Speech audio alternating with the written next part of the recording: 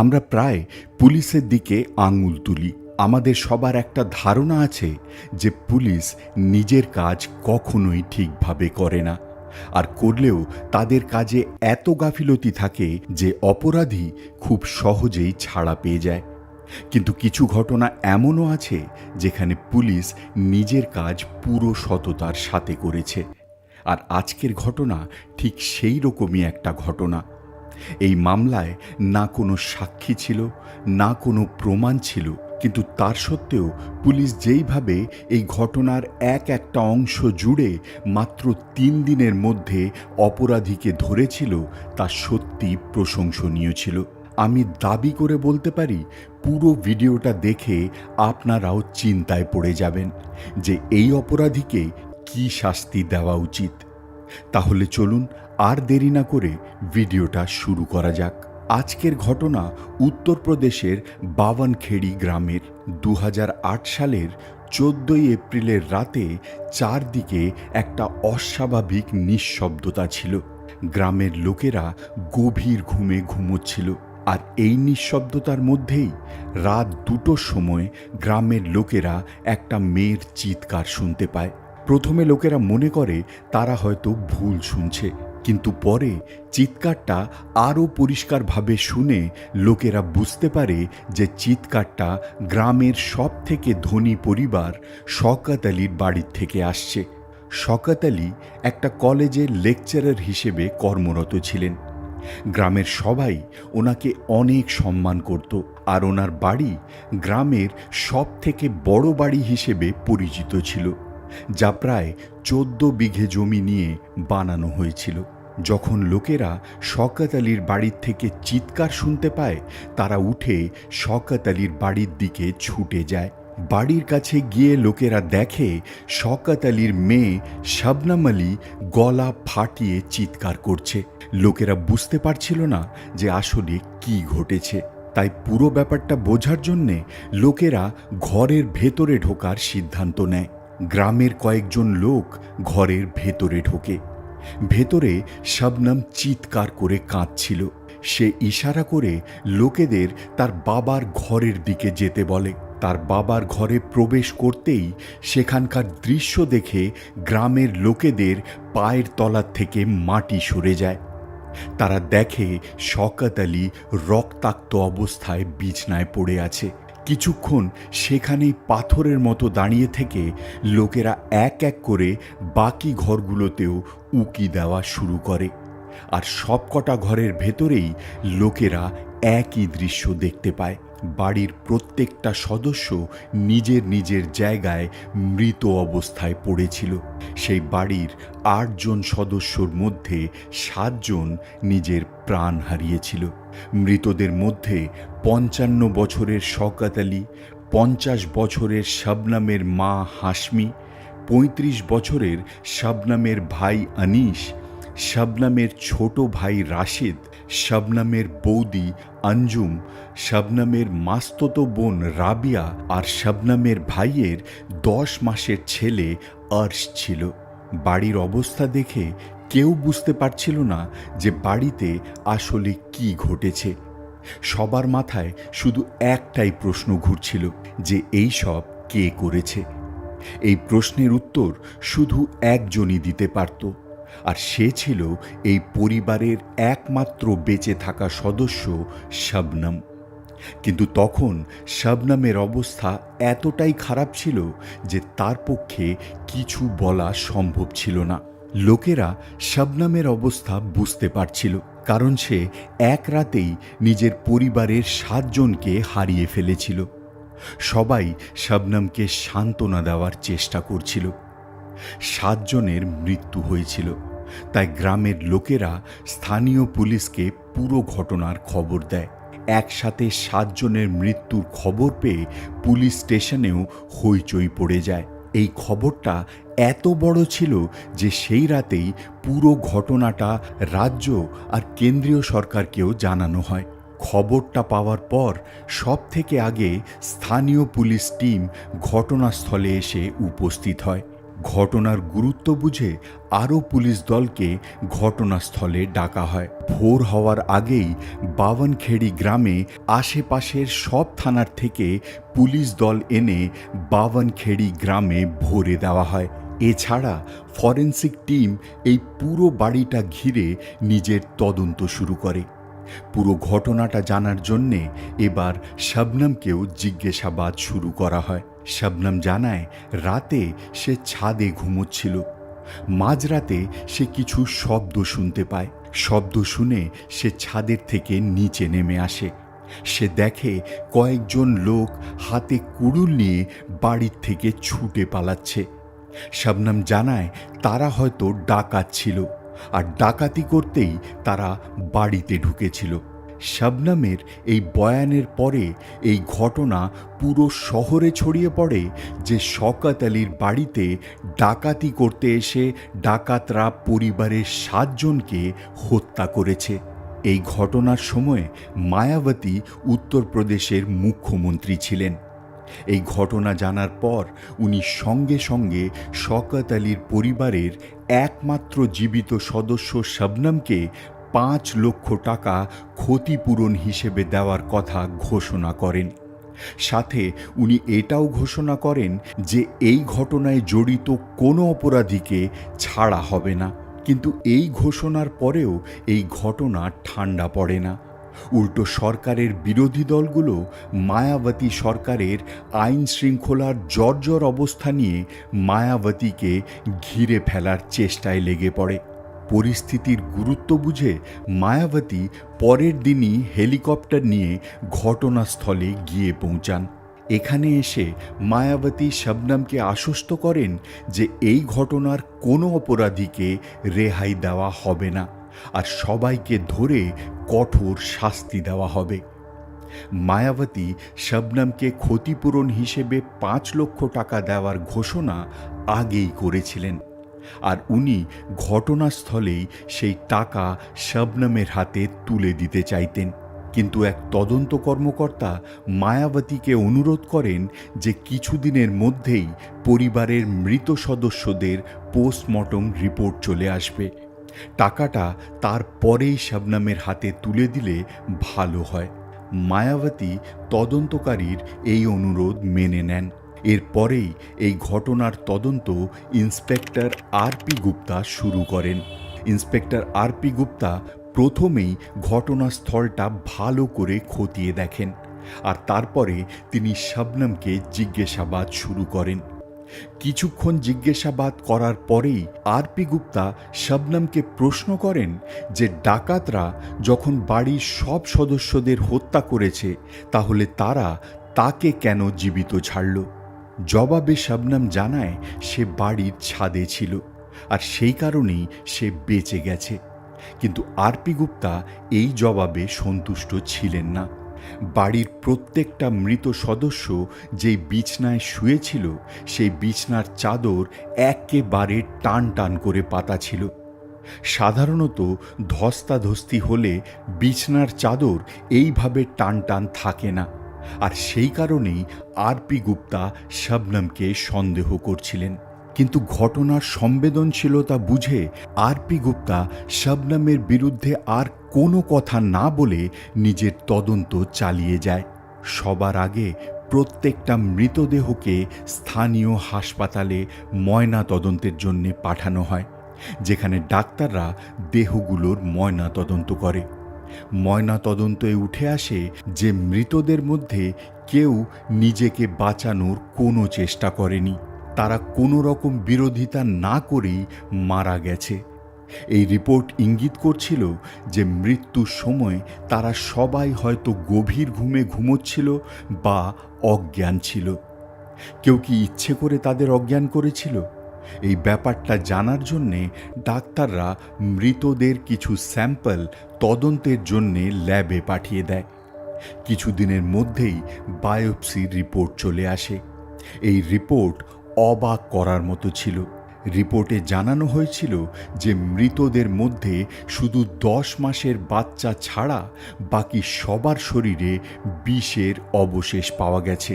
মৃতদের শরীরে বিষের অবশেষ থাকার কথা এই দিকে ইঙ্গিত করছিল যে হত্যা করার আগে তাদের সবাইকে বিষ দেওয়া হয়েছিল, আর তারপর তাদেরকে নৃশংসভাবে হত্যা করা হয়। কিন্তু এইসব কে করেছে? এই প্রশ্নের উত্তর শুধু শবনম দিতে পারত। কিন্তু শবনমকে হেফাজতে নিয়ে জিজ্ঞাসাবাদ করলে লোকেরা রাগে ফেটে পড়ত। তাই শবনমের দিকে আঙুল তোলার আগে পুলিশ গোপনে তথ্য জোগাড় করতে লেগে পড়ে। তারা প্রথমেই শবনমের কল রেকর্ড খতিয়ে দেখে। কল রেকর্ডে আরেকটা অবাক করে দেওয়ার মতো তথ্য উঠে আসে। জানা যায় ঘটনার দিন রাতে শবনম একটা নম্বরে 52 বার কল করেছিল। এবার পুলিশ সেই নম্বরটারও ডিটেল বের করে। জানা যায় নম্বরটা সলিম নামের একজন ব্যবহার করছে। পুলিশ সলিমের খোঁজে লেগে পড়ে, আর এদিকে শবনমকেও আরও কড়াভাবে জিজ্ঞাসাবাদ শুরু করা হয়। জিজ্ঞাসাবাদে শবনম জানিয়েছিল যে হত্যাকারীরা ছাদে উঠে ঘরে প্রবেশ করেছিল, আর তারাই বাড়ির সবাইকে হত্যা করেছে। কিন্তু শবনমের এই বয়ান প্রথমেই মিথ্যে প্রমাণ হয়ে যায়, কারণ তদন্তে উঠে আসে যেই সিঁড়িটা ছাদ অবধি যেত সেই সিঁড়ির দরজা ভেতর থেকে বন্ধ করা ছিল। বাড়ির ছাদ মেঝের থেকে প্রায় 14 ফুট ওপরে ছিল, আর বাড়ির দেওয়াল সিমেন্ট দিয়ে প্লাস্টার করা ছিল। এই অবস্থায় কোনো সিঁড়ি ছাড়া 14 ফুটের দেওয়াল ডিঙিয়ে ছাদে ওঠা কারোর পক্ষেই সম্ভব না। অনেকেই প্রশ্ন তোলে যে হতে পারে হত্যাকারীরা বাঁশের সিঁড়ি লাগিয়ে ছাদে উঠেছিল। কিন্তু কিছুক্ষণের তদন্তকারীরা এই প্রশ্নটাকেও উড়িয়ে দেয়, কারণ বাড়ির বাইরে কোথাও কোনো সিঁড়ি ব্যবহার করার চিহ্ন পাওয়া যায় না। এতদিনের জিজ্ঞাসাবাদে শবনমের সব বয়ান মিথ্যে প্রমাণিত হয়েছিল। পুলিশ চাইলে শবনমকে হেফাজতে নিয়ে সব সত্যি বের করে নিতে পারত, কিন্তু ঘটনাটা এতটাই সংবেদনশীল ছিল যে শবনমের দিকে আঙুল তোলার আগে পুলিশকে তার বিরুদ্ধে প্রমাণ জোগাড় করতেই হতো। পুলিশ সমানে প্রমাণ খুঁজে যাচ্ছিল, আর ঠিক তখনই পুলিশের এক ইনফর্মার খবর দেয় যে এই ঘটনার সত্যতা জানতে হলে সলিম নামের একটা ছেলেকে হেফাজতে নিতে হবে। সলিম নামের এই ছেলেটা কোনো না কোনোভাবে এই ঘটনার সাথে জড়িত আছে। এই ঘটনায় আরেকবার সলিমের নাম উঠেছিল। এর আগে শবনমের কল রেকর্ডেও সলিমের নাম পাওয়া গেছিল। পুলিশ সেই সময় সলিমকে জিজ্ঞাসাবাদও করেছিল, কিন্তু সলিমের বিরুদ্ধে সন্দেহজনক কিছু না পাওয়াতে পুলিশ সলিমকে ছেড়ে দিয়েছিল। 17 এপ্রিল ইনফর্মারের কথা মতো পুলিশ আরেকবার সলিমকে জিজ্ঞাসাবাদের জন্যে ডেকে পাঠায়। এইবারও সলিম এদিক ওদিককার কথা বলে পুলিশকে ফাঁকি দেওয়ার চেষ্টা করে, কিন্তু পুলিশ যখন নিজের স্টাইলে জিজ্ঞাসাবাদ শুরু করে সলিম ভয় কাঁপতে থাকে। আর শেষ অবধি সে এমন এক ঘটনা পুলিশকে শোনায় যা শুনে তদন্তকারীদের চোখ কপালে ওঠে। সলিম জানায় এই সব হত্যা আমরা করেছি। প্রমাণ হিসেবে সলিম সেই কুড়ুলটাও পুলিশের হাতে তুলে দেয়, যেই কুড়ুল দিয়ে একই পরিবারের 7 জনকে হত্যা করা হয়েছিল। তাকে প্রশ্ন করা হয় এই সব সে কেন করেছে। তাতে সলিম জানায় এই সব কিছু সে শবনমের কথা মতো করেছিল। শবনমের নাম ওঠা মাত্রই পুলিশ আবার শবনমকে জিজ্ঞাসাবাদের জন্য ডেকে পাঠায়। পুলিশ যখন শবনমকে সলিমের স্বীকারোক্তির কথা জানায়, তাতে শবনম বলে সে কোনো সলিমকে চেনে না। পুলিশ শবনমের কল রেকর্ড শবনমের সামনে তুলে ধরে। তারা বলে, তুমি যখন সলিমকে চেনোই না, তাহলে হত্যার দিন তুমি 52 বার সলিমকে কেন ফোন করেছিলে? এই প্রশ্নের কোনো সঠিক জবাব শবনমের কাছে ছিল না, কিন্তু শবনম এখনও অপরাধ স্বীকার করতে রাজি ছিল না।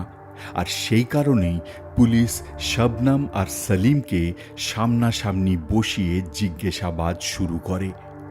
এখনও শবনম সলিমকে না চেনার ভান করে, তাতে সেলিম শবনমকে জানায়, আমি পুলিশকে সব সত্যি বলে দিয়েছি, ভালো হবে যদি তুমিও সব স্বীকার করে নাও। সেলিমের কথা শুনে শবনম চিৎকার করে কান্নায় ভেঙে পড়ে, আর শেষে সে এমন এক নৃশংস ঘটনা স্বীকার করে যা শুনে পুরো দেশ চমকে উঠেছিল। এদের অনেকক্ষণ জিজ্ঞাসাবাদ করার পর পুলিশ পুরো ঘটনাটা লোকেদের সামনে তুলে ধরে। পুলিশের কথা মতো একই পরিবারের এই 7 জনের হত্যা শবনম আর সেলিমের ভালোবাসার পরিণতি ছিল। শবনম গ্রামের সব থেকে ধনী পরিবারের মেয়ে ছিল। শবনমের বাবা শওকত আলী কলেজে লেকচারার ছিলেন। শবনমের ভাই ইঞ্জিনিয়ারিং পড়ে ভালো কোম্পানিতে চাকরি করত, আর ছোট ভাইও MBA পড়ে চাকরি করা শুরু করেছিল।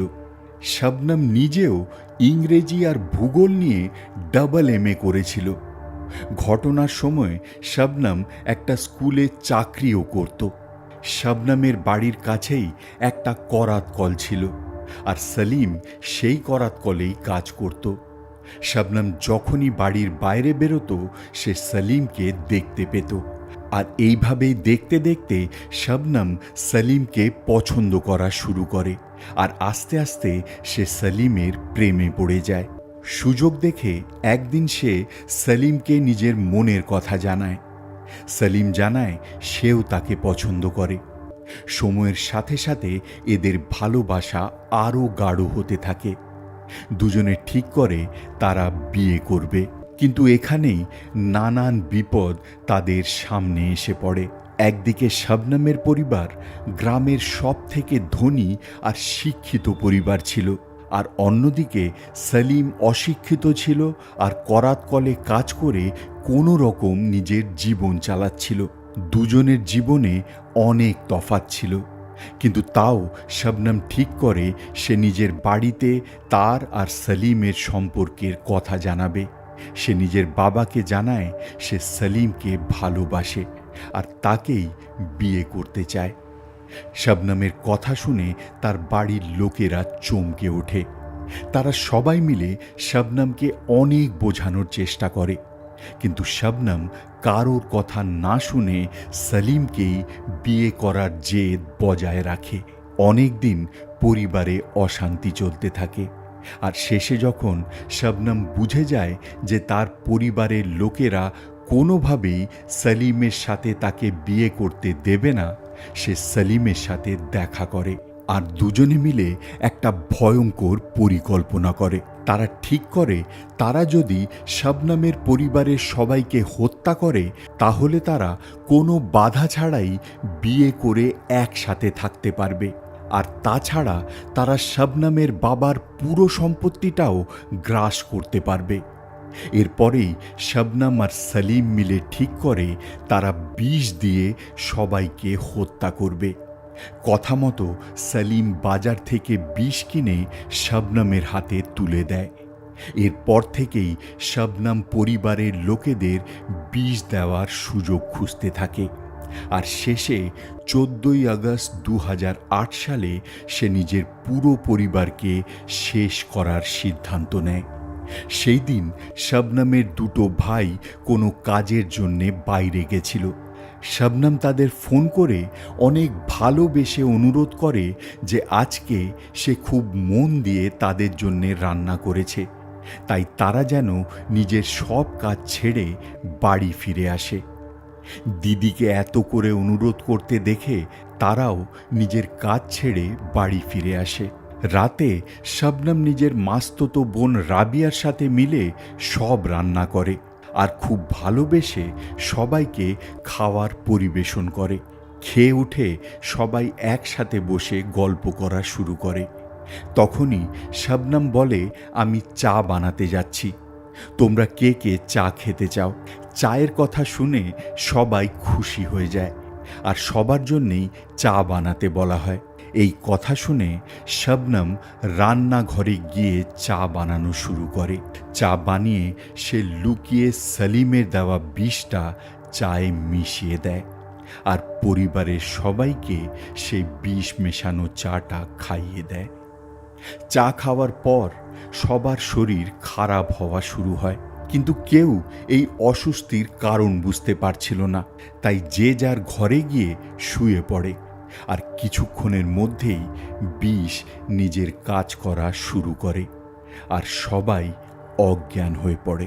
সম্ভবত সবাই তখনই মারা গেছিল, কিন্তু তাও শবনমের বিশ্বাস হচ্ছিল না। তাদের মৃত্যু নিশ্চিত করতে শবনম সলিমকে ফোন করে। সে বলে, একটা কুড়ুল নিয়ে আমার বাড়িতে আসো আর সবাইকে হত্যা করো, যাতে গ্রামের লোকেদের সামনে এইটা একটা ডাকাতি বলে দেখানো যায়। কিছুক্ষণের মধ্যেই সলিম একটা কুড়ুল নিয়ে শবনমের বাড়িতে ঢোকে, আর তারপর এরা দুজনে মিলে এক এক করে বাড়ির সবাইকে গলায় কুড়ুল মেরে হত্যা করে। 6 জনকে হত্যা করার পর সলিম কুড়ুল নিয়ে বাড়ির থেকে বেরিয়ে পালিয়ে যায়। কিন্তু কিছুক্ষণ পরেই শবনম আবার সলিমকে ফোন করে। শবনম জানায়, কুড়ুল নিয়ে আবার ফিরে আসো, কারণ আমার ভাইয়ের ছেলে আর্শ এখনও বেঁচে আছে। তাতে সলিম বলে, আমি আবার ফিরলে লোকেরা দেখে ফেলতে পারে, তাই ওকে তুমি নিজেই মেরে দাও। এই কথা শুনে শবনম ফোন কেটে দেয় আর নিজেই নিজের ভাইয়ের 10 মাসের ছেলের গলা টিপে তাকে হত্যা করে।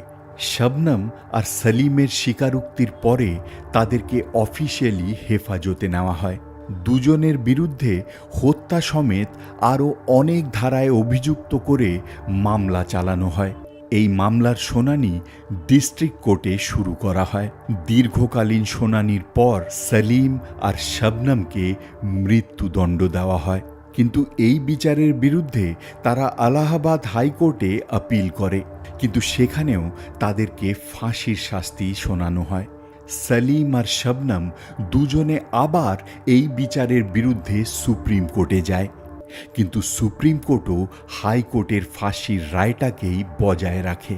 এবার কোর্টের দরজা তাদের জন্যে বন্ধ হয়ে গেছিল, তাই এরা দুজনে ভারতের রাষ্ট্রপতি আর উত্তরপ্রদেশের গভর্নরকে মার্সি পিটিশন জমা করে, কিন্তু তাতেও কোনো লাভ হয় না। 2021 সালে এদের দুজনের মার্সি পিটিশন রিজেক্ট করে দেওয়া হয়। এবার মনে হচ্ছিল ভারতের ইতিহাসে শবনম এমন প্রথম মহিলা হয়ে দাঁড়াবে যাকে ফাঁসি দেওয়া হয়েছিল। জেলেও ফাঁসি দেওয়ার প্রস্তুতি নেওয়া শুরু হয়ে গেছিল, কিন্তু তখনই শবনম আরেকবার উত্তরপ্রদেশ গভর্নরের কাছে একটা মার্সি পিটিশন পাঠিয়ে দেয়, কিন্তু এইবার গভর্নর সেই মার্সি পিটিশনটা উত্তরপ্রদেশ সরকারের কাছে পাঠিয়ে দেয়। শবনমের এই মার্সি পিটিশনের জবাব এখনও আসেনি, আর সেই কারণেই শবনম আজও ফাঁসির অপেক্ষায় রামপুর জেলে বন্ধ আছে। আর অন্যদিকে সলিম প্রয়াগরাজের নৈনি জেলে নিজের মৃত্যুর অপেক্ষা করছে। পৃথিবীতে মানুষ কোনো খারাপ কাজ করলে তার শাস্তি মানুষকে নিজের জীবনেই ভোগ করতে হয়, কিন্তু ভালো কাজ করলেও যে মানুষ তার ভালো ফল পায় তা এই ঘটনায় আমরা দেখতে পেয়েছিলাম।